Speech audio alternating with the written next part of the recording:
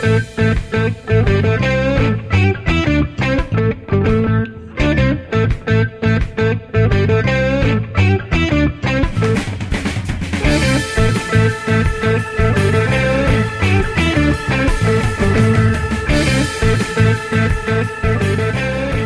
back to the show. My name is Keegan Matheson here with you for episode number 9 of the Backup Punter Podcast. And as always, the show is brought to you by DynastySportsEmpire.com Fantasy Sports.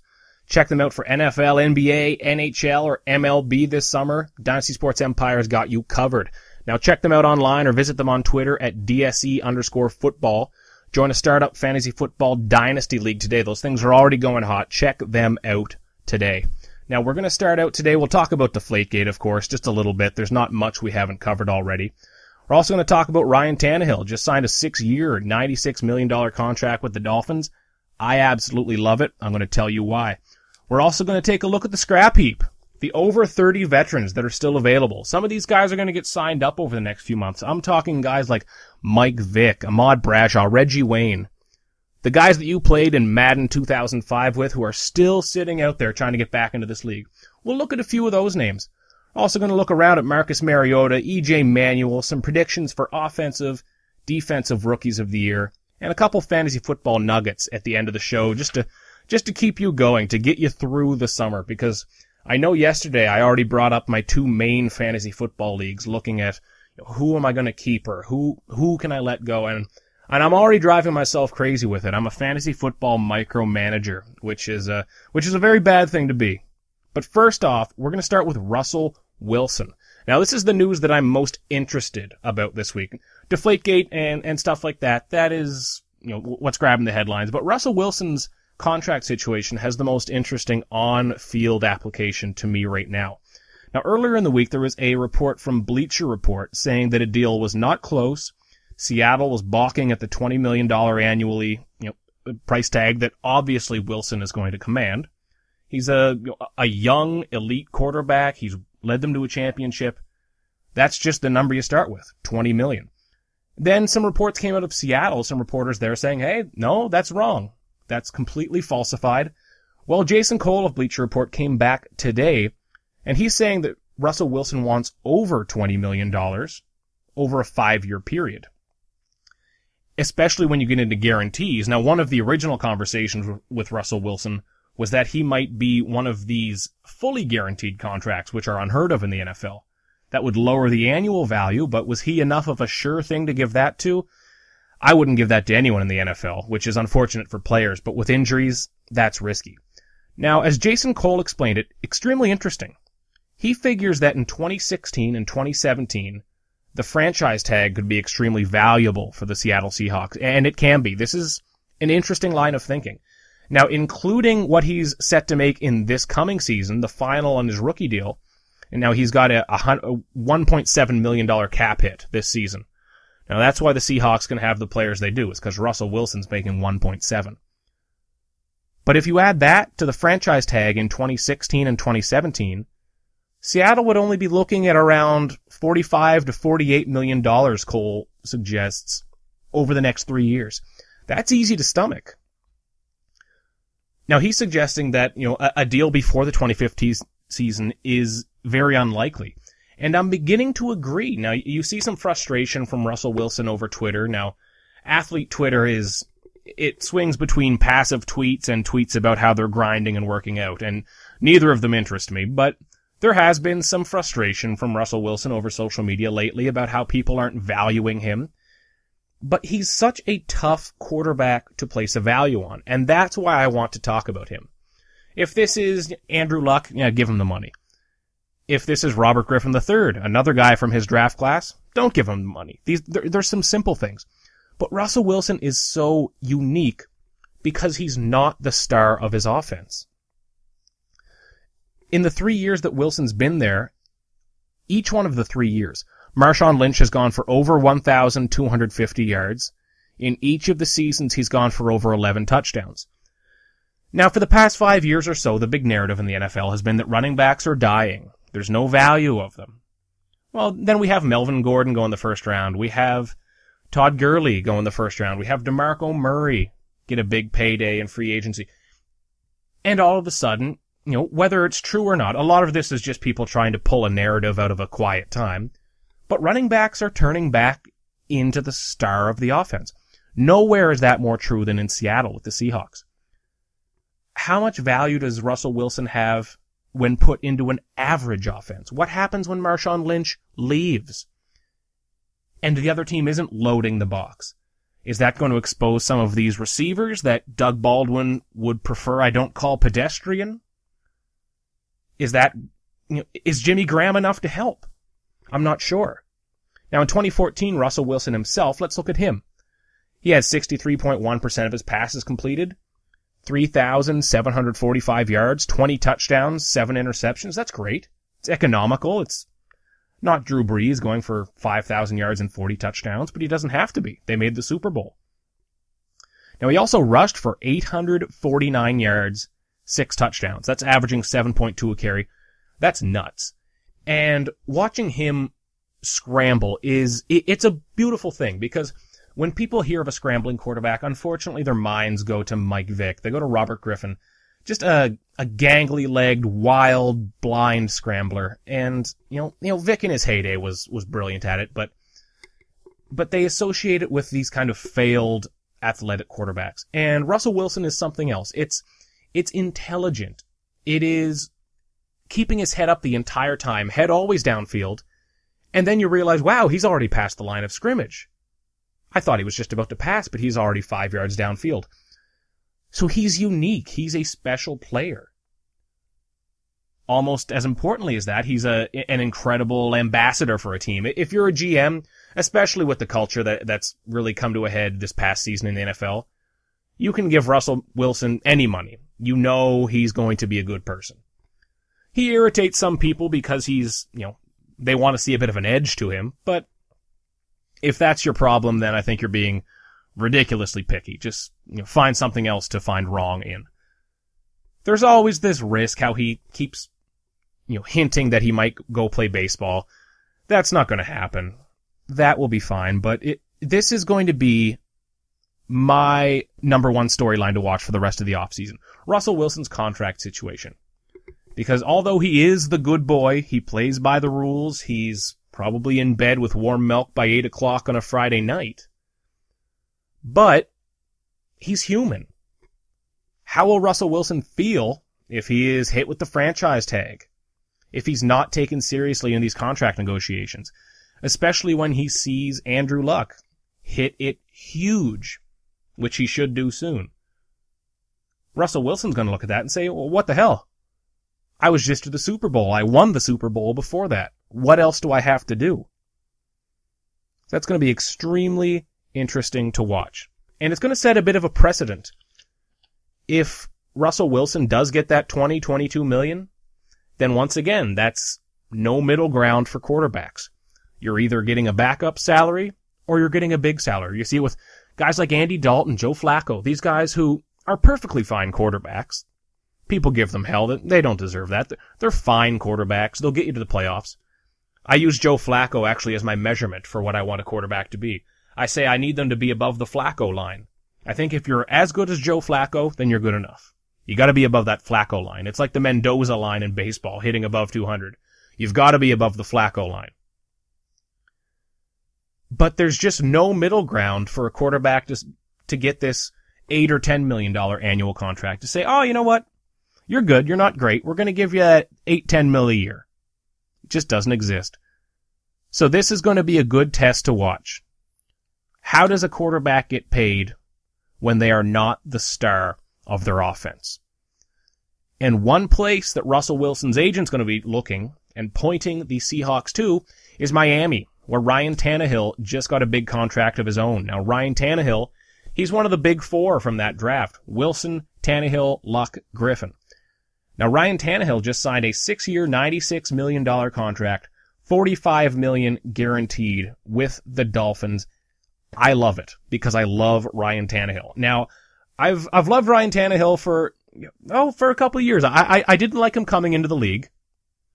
I thought he was a classic case of this, Blaine Gabbert, Christian Ponder, one of these guys that picked outside the top 5 that really shouldn't go to the second round. I wasn't sold on him, but I'm very happy that I was wrong about him coming out of college. He has a game that very nicely blends athleticism with arm talent.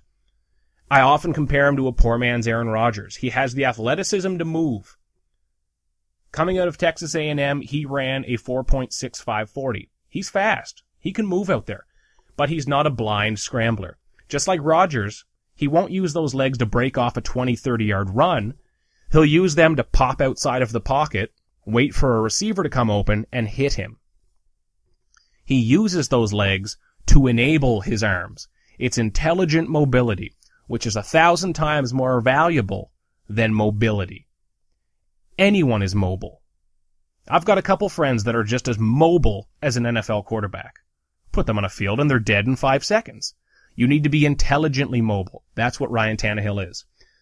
Now, this is a big deal. He's 26 years old, but he's shown steady improvement each and every year. This past season, he started out poor. 3 bad games in a row. Fans were calling for Matt Moore, the backup. Everybody loves the backup. They were wrong. He came back, set career highs in completion percentage, yards, and touchdowns, set a career low in interceptions. It was a breakout season. He looked great. Now, the Dolphins lost Mike Wallace. Good. He's an idiot. They brought in Kenny Stills, who is a cheaper, younger Mike Wallace, who's a hell of a lot more likable. Kenny Stills on the outside, Devontae Parker on the outside. Just on the surface, that's brilliant. Kenny Stills is going to go deep, take the top off this defense. Devontae Parker will work the intermediate routes. He'll catch some slant passes, get those 10 to 20-yard passes. Just an all-around threat. And I really think that Devontae Parker, in any other draft, he would have been that surefire top 10 pick. The whole Cooper versus White thing took on a life of its own, and Parker got lost. But this guy's for real. Don't forget about him. Then, Tannehill also has Jarvis Landry. If you listen to the show, you know I love Jarvis Landry. Guy out of LSU. He was Odell Beckham's running mate down at LSU before last year's draft. Went in the second round of the Dolphins. Brilliant pick. Just a fantastic pick. He's got a potential to be this Wes Welker type guy in the middle. He caught, I think, 84 balls last year. Didn't produce a lot of yardage, but he's producing first downs, moving the chains. Love it. Also got Jordan Cameron. Potential to be a top 5 tight end. Is he healthy? Is he producing? I don't know. But there's going to be opportunity there. With Ryan Tannehill moving behind the line of scrimmage, these guys are going to have time to get open. And I think they can really take off. I think Tannehill gets up over that 30 touchdown plateau this year. Especially with Lamar Miller, J.A.J.E. out of the backfield. Neither are a Todd Gurley, neither is Adrian Peterson. You know, they're not these horses out of the backfield that are going to go for 1,500 yards. But they can do enough in the running game, and they can contribute in the receiving game. That's going to be big. It's going to be big for Tannehill as he tries to fulfill this contract. And what I love about what the Dolphins have done here, think of this in terms of a stock market. They bought Ryan Tannehill's stock at the right time. Now let's compare this to free agency. You see guys hit free agency in their late 20s, early 30s, and they get paid just gargantuan sums. Teams blow their brains out and love doing it in free agency. And what they're doing is paying players at their all-time top value. Now imagine playing the stock market like that. Take the Apple stock, take Google, any of these, a blue chip stock, and say, you know what? I'm only going to buy this stock when it's the most expensive it's ever been. Well, what the hell are you doing? That doesn't make sense, and it doesn't make sense in the football world either, but that's how the machine works. What the Dolphins did here is they got fair value for Ryan Tannehill on the way up, but they did so at a time where there is still more room to grow. That is a good football move, and that's why I like teams who get their extension in a little early. Wait to make sure that you've got the right guy. Wait to make sure that it's not a flash, that you can get more.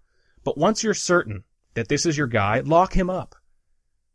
I was worried that the Dolphins were going to let Tannehill play this season out. And this signing actually came as quite a surprise to me. I thought that he was going to go into this season, much like I suppose Russell Wilson might now, without a contract. My knock on that, I was I said in some articles on the backuppunter.com, I was saying, Miami, come on. This guy's going to break out this year. He's got these weapons. All he's done is grow. He protects the football. He protects the football very well. You've got to get this guy locked up. And thank God they did. I think that's absolutely a fantastic move from the Dolphins. You're listening to the Backup Punter Podcast here with Keegan Matheson. This is episode number 9. Thank you again for your continued support of the podcast, both on Stitcher for Android and on iTunes. We've had some great results with the podcast. And this week I also set up a YouTube page to stream the podcast through. I'll post the video each and every week. Well, it won't be a video, thankfully. You won't need to look at me. Don't worry. It's still safe for work. It's just going to be a logo with the audio. And I figured that was a little easier than the SoundCloud page, a little more accessible for the average listener. So let me know if that's working out a little better for you. And as always, interact, get involved. Tell me what you want to talk about this offseason, because it is slow. The offseason does kind of screech to a halt around now, but there's still a lot of stories to talk about, fantasy football especially. And you can reach out over Twitter at the Backup Punter, over Facebook, or even comment on iTunes, on YouTube. And I had a comment on YouTube actually earlier today on last week's podcast. Somebody disagreeing with how I discussed the Jameis Winston situation. And it's important. I won't just highlight good comments. This person, I didn't quite understand their comment, but they were upset about the manner in which I discussed Jameis Winston and his countersuit of the young woman who accused him of sexual assault. And I completely respect the other side. What I was saying about Jameis Winston is not that I think he should be villainized, not that he should be made guilty before this entire thing plays out. My point was that he and his legal team aren't handling it right, and I think there's a lot of questions. From there, all I hope to have is conversation, and that's what it sparked, so I'm glad. So whether you agree, you disagree, or you just want to talk about something else, always reach out. I love to hear what you're thinking. And the one thing that a lot of people are thinking about this week, but also hating to think about this week, it's Deflategate once again. Number 1 story in the league the past couple of weeks, and it's come back into the headlines for round 2 with the appeal. Now, Roger Goodell is going to be hearing the appeal, which I think is absolutely hilarious. Because I see this scenario playing out as Roger Goodell saying, well, Tom Brady, you've cheated. You're suspended for 4 games. Well, Tom Brady's camp says, hey, Roger, you sure? He says, yeah, buddy, I'm sure. Something drastic would have to happen here for anything to be overturned. Would Roger Goodell admit to being wrong in this situation? It would take a lot. If anything does get overturned, say the 4 games turn into 3 or 2, does that take away all of Goodell's credibility? If there's any left, I think it does. You've seen time and time again, this past year they've flown by the ass of their pants. The NFL has. Mostly with this commissioner's exempt list that Greg Hardy ended up on, that Adrian Peterson ended up on. The parameters just were not in place, so they had to make it up as they went along. Now, they couldn't really have foreseen these circumstances, but there had to have been better systems in place, and they weren't.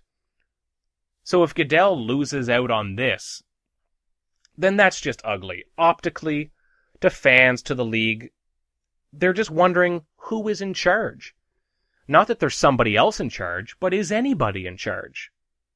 Goodell entered the league as the tough, protect the shield, player safety guy. And people loved him early because he was the hammer.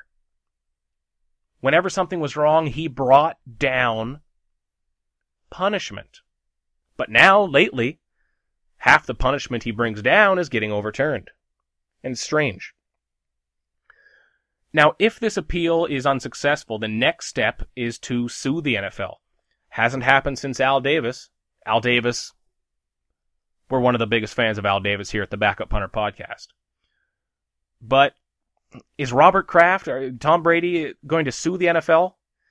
God, that's a stretch, I think. And as some reporters have pointed out, I'll tweet out the article after the show because it's a really good really good example of someone getting ahead of the ball here.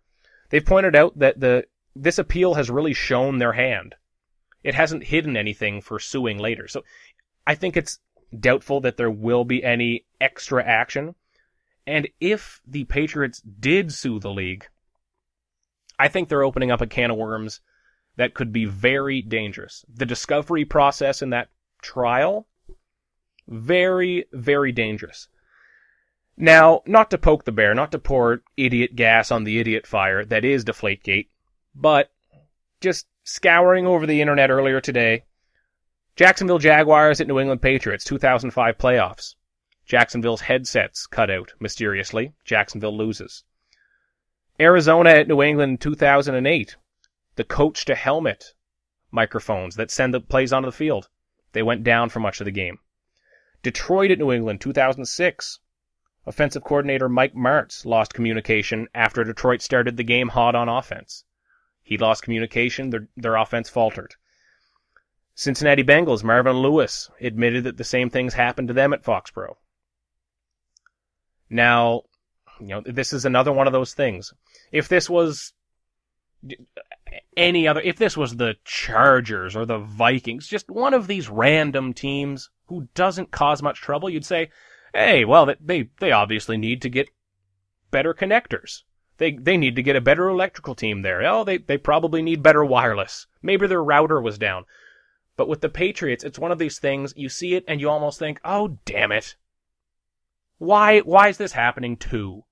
Because on top of this, and you've got Spygate, and it's one of these situations where I think if the New England Patriots opened up the book and opened up their organization to ridicule from the rest of the league on this, it might cause more harm than it's worth. The one person I do feel bad for in this entire situation is Robert Kraft, the owner of the Patriots. Now, he's a rarity, he's unique because he is a very public owner. He's well known. If you ask the average NFL fan to name as many NFL owners as they can, well, Robert Kraft is probably one of the first guys they're going to name. One of a few that most people would ever be able to name. And he was such a champion of the agreement that was reached in the recent NFL strike. He earned a lot of fanfare for that. Most of us can still remember him, crying during that announcement. Crying and getting a hug during that announcement. It was so recently after his wife had passed away. And Robert Kraft, he has that appeal in the New England area. He appeals to the working man just as he appeals to the man in a suit. And he's a guy that I do really like. And in this situation, I do genuinely feel like he's been blindsided by it. I read his interview today where he said, I've known Tom Brady for 16 years and he's never lied to me. He doesn't believe in this. And, well, part of my reaction is, well, if he lied to you, how would you know? This whole thing's turning me cynical, I'm sorry. But he has really been stuck in the middle of something that he didn't have anything to do with. Robert Kraft probably found out about Deflategate the same way you and I did. He read a tweet. He doesn't seem like an iPhone guy. He probably had his shoe polisher read a tweet to him. But this wasn't something that he heard about and said, oh, Tom, you shouldn't do that.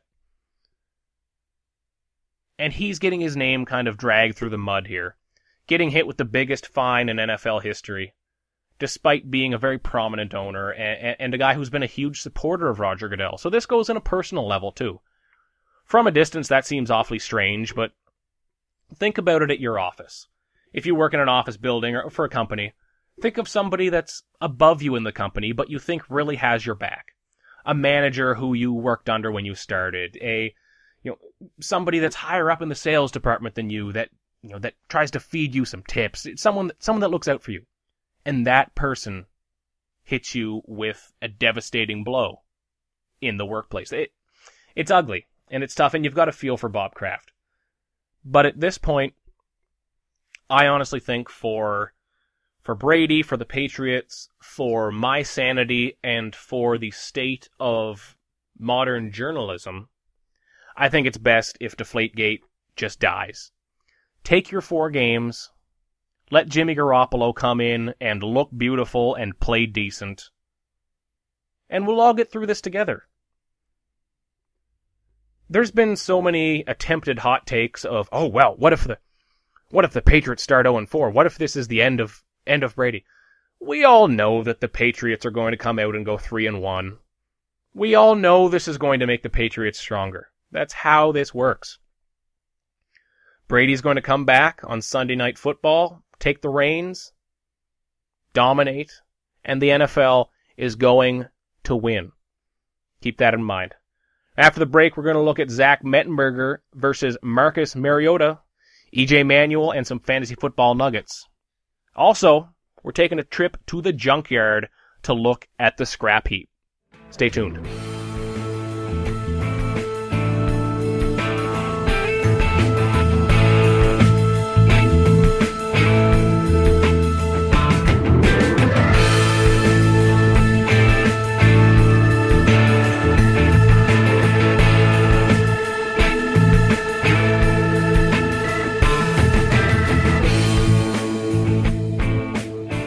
Now first, let's check out the scrap heap. I want to talk about some veteran free agents who are still available. Now, after the big splashes of free agency and after my favorite phase, which is Plan B free agents, we almost jumped to a conclusion that it's over, that you're not allowed to sign free agents anymore, especially with the draft passing. And that's not true. Over the next couple of months, you'll see some of these free agents latching on with a new team. Some of these older players will require an injury in training camp to jump onto a team, but they're ones to keep in mind here. Let's run through the offense. At quarterback, we have Jason Campbell. He'll be 33 in September. Matt Flynn, Michael Vick. Now, Matt Flynn especially, Jason Campbell, he's 33, but these guys can provide quality depth, especially if you've got a young starter. Mike Vick, he's 35. You want to see one more flash of the classic Vick. He looked disinterested last year in New York, which is the worst thing you can be. I'm not sure if he'll ever play in the league again, but at least one of those guys is going to wear an NFL jersey this year. At running back, we've got Ahmad Bradshaw. He'll be 29 this year. He can be an extremely valuable player on any team. Now, he broke his leg in Week 11. His recovery from that's going to determine whether or not his career goes on, but he could have a good year or two left.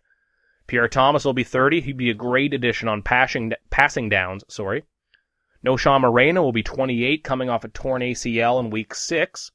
He might be a candidate to return to Miami still. Now, I know Noshawn Moreno saved my entire 2013 fantasy season with the Denver Broncos. So if he doesn't latch on in the NFL, I'll find him a job somewhere. I really do owe the guy. And there's guys like Ronnie Brown, Steven Jackson, Chris Johnson. All of these guys, again, these are your Madden 2005 guys, a lot of them. Yeah, maybe your Madden 08 guys. But they're just coming to the end. They might latch on, maybe even mid-season. But there's a chance. Wide receiver, we've got Reggie Wayne, Wes Welker, Santana Moss, all in the 30s. Reggie Wayne's still considering coming back. Wes Welker, he's got a little bit of interest. Earlier in the offseason, the Packers were rumored to be kicking the tires on him. I thought that was a load of something from the start. I don't think there was anything to that. The Dolphins had some interest. Well, they've already got Jarvis Landry. He's the next version of Welker. It'll have to be the right team, but Welker, he wants to come back despite the concussions. Makes me nervous. I don't know, but he's trying. Tight end, we've got Jermaine Gresham. He'll only be 27. Now, he had March back surgery. Nothing serious. He will be able to play in September. This guy's 27. He's got to latch on somewhere. Along the offensive line, we've got Jake Long and Joe Barksdale, both from St. Louis. Now, Jake Long, he's 31, tore his ACL in Week 8. I'd love to see him continue on. He could still have a few good years left. Joe Barksdale will just be 27. Great in the run game. Atlanta's Justin Blaylock, 31. He's a solid vet you can plug in. Or maybe he's a swing lineman. One of my favorite names in the NFL, Brian De La Puente. Guard, a center, 30 years old. Good depth piece. Keep an eye out for those guys. They still will surface somewhere around the league. Now, one player that I think might resurface somewhere else around the league, maybe not this year, but definitely in 2016, that's Zach Mettenberger. He showed some serious promise with the Titans as a rookie. A lot of people thought, myself included, that the Titans may stick with him this year and pass over Marcus Mariota, wait until their roster was really ready for an elite young QB, but they didn't. They went for Mariota. And this will be an interesting competition to watch in training camp. Now, Mariota, 99% certain he's going to grab the job. Mettenberger would have to dominate the competition to even enter the conversation. It's about optics. Mariota can't lose here. But for Mettenberger, this is about showcasing himself. There's going to be teams looking for a quarterback this year and next year. Buffalo Bills need a quarterback. What is St. Louis going to do if they don't re-sign Nick Foles? The Cleveland Browns need a quarterback even when they have a quarterback. They always need one. The Houston Texans don't have certainty there. What are the Arizona Cardinals doing past Carson Palmer? There's going to be teams looking for a quarterback. And if Zach Mettenberger can shine through training camp, have a really good preseason, maybe he's somebody that a team looks at in early September. But definitely will be somebody that a team looks for over the offseason heading into 2016. Extremely attractive option. Great deep arm. Not very mobile, but he can do enough. If you get a vertical passing game, I would have loved to see him, maybe even New Orleans. I think that might be too wild of a fit. But somewhere where he can throw it deep, I think he could be special. Now another guy that's kind of similar to Mettenberger, E.J. Manuel, but on the bad end, unfortunately. The 2013 first rounder. There's some reports out of Buffalo, WKBW Buffalo, reporting that the Bills are willing to cut E.J. Manuel if he doesn't show up and perform in training camp. And this is crazy to me. I think that Rex Ryan might be the best thing to ever happen to E.J. Manuel. Rex Ryan has rolled out bargain bin quarterbacks again and again and again. Mark Sanchez, Geno Smith, he gets it done with them. If E.J. Manuel, Matt Castle, and Tyrod Taylor, if they are in a dead heat, I think the Bills are going to want to give the job to E.J. Manuel. Because that would be such a great surprise. Matt Castle isn't good enough to get the job done there. He is a 5-11, a 6-10 quarterback. And not to trash the guy, he's obviously still one of the 50, 60 best quarterbacks on planet Earth right now. But for what the Bills are trying to do with that defense they have, with the offensive weapons, Sammy Watkins, LaShawn McCoy, Percy Harvin, you've got to get somebody better to fire the bullets here. Because the pieces are all around him. Charles Clay at tight end. I mean, come on. You need that quarterback. Rex has done it for too long without a quarterback. With E.J. Manuel, it's all going to be about how quickly he can release the football. This guy is molasses slow when he recognizes a read. He's just fine at progressing through his reads, finding a receiver, but when he does see the receiver, it's a long wind-up, slow release, and by then the receiver's covered. It's tough to watch.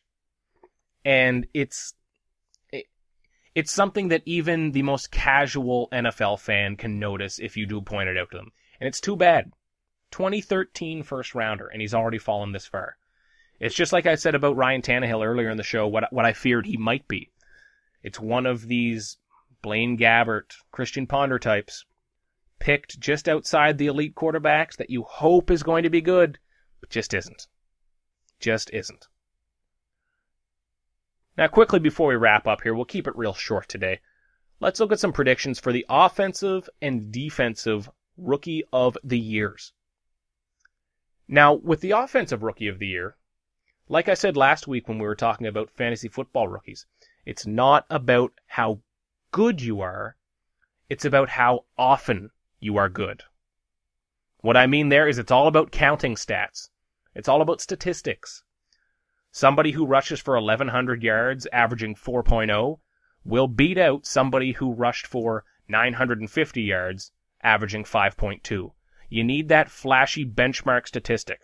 That's why I'm picking Melvin Gordon of the San Diego Chargers for the Offensive Rookie of the Year.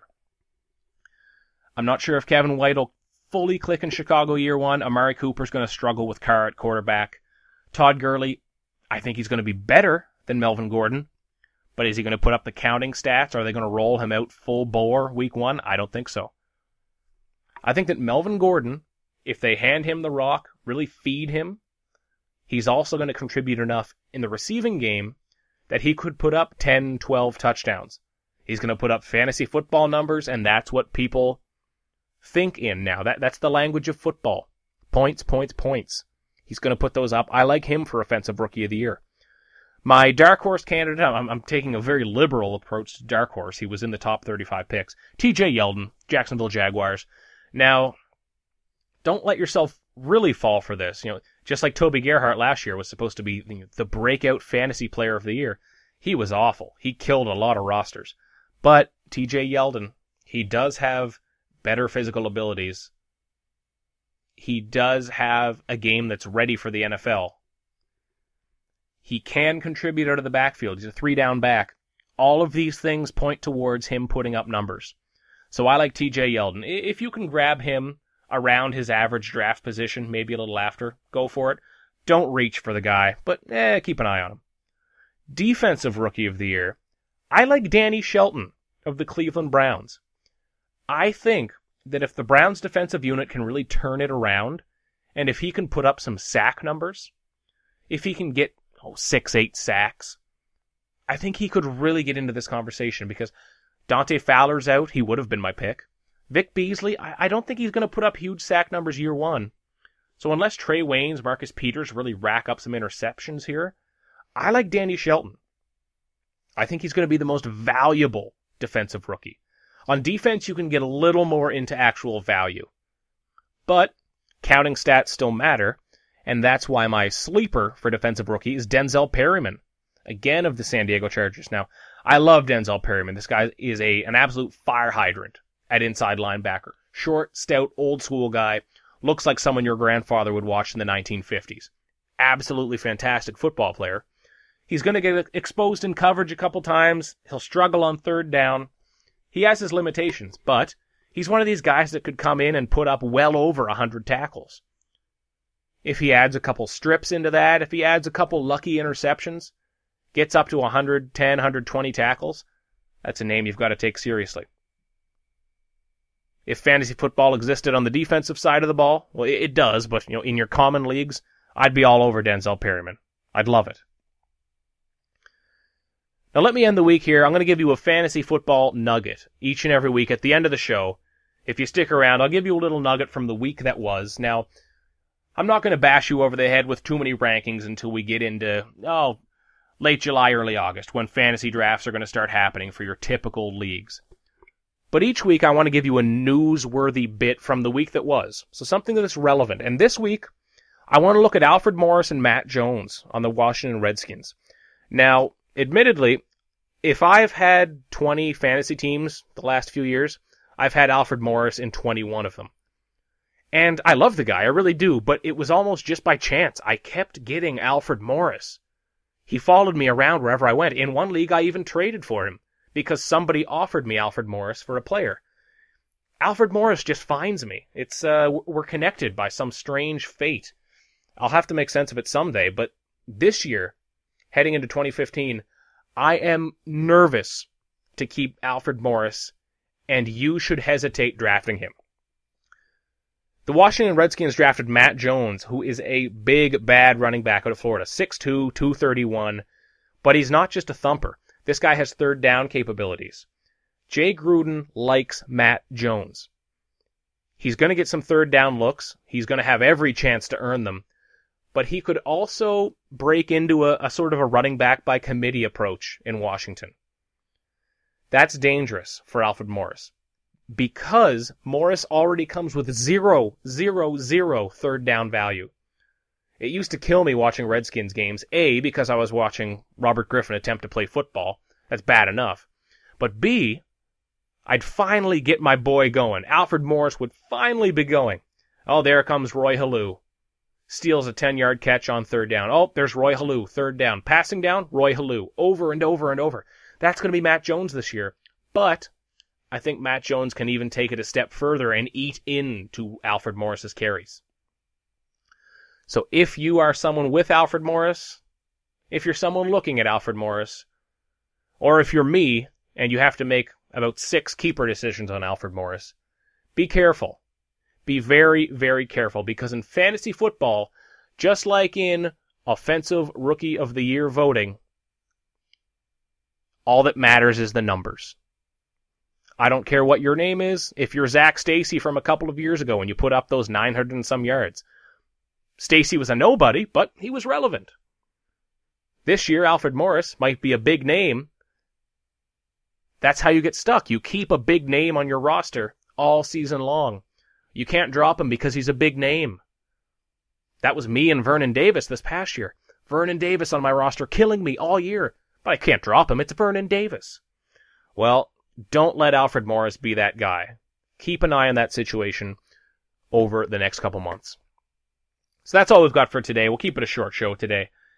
Again, my name's Keegan Matheson. Thank you again for joining the Backup Punter Podcast. Regardless of where you are in the world, what you're doing in your day, you consciously choose to take an hour or so out of your day and listen to the podcast. And I very sincerely mean that. I do appreciate that.